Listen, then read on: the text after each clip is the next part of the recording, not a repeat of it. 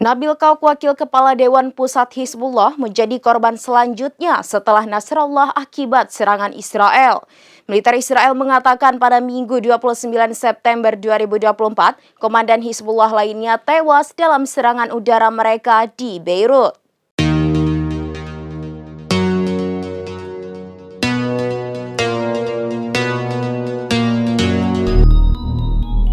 Nabil Kauk, Wakil Kepala Dewan Pusat Hizbullah, menjadi korban selanjutnya setelah Nasrallah akibat serangan Israel. Militer Israel mengatakan pada Minggu 29 September 2024, Komandan Hizbullah lainnya tewas dalam serangan udara mereka di Beirut.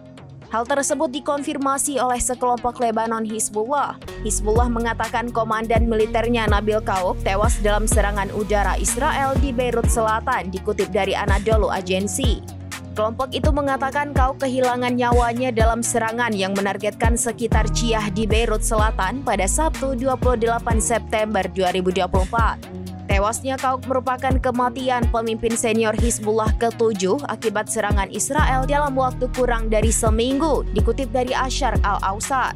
Mereka termasuk anggota senior Hizbullah yang selama beberapa dekade lolos dari penargetan Israel.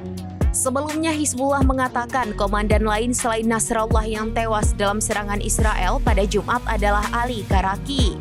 Israel mengklaim Karaki tewas dalam serangan udara yang menargetkan kompleks bawah tanah di Beirut tempat Nasrallah bersembunyi.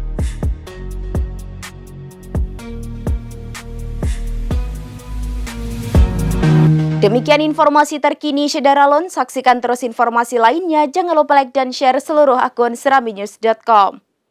Download Tribun X sekarang. Menghadirkan lokal menjadi Indonesia.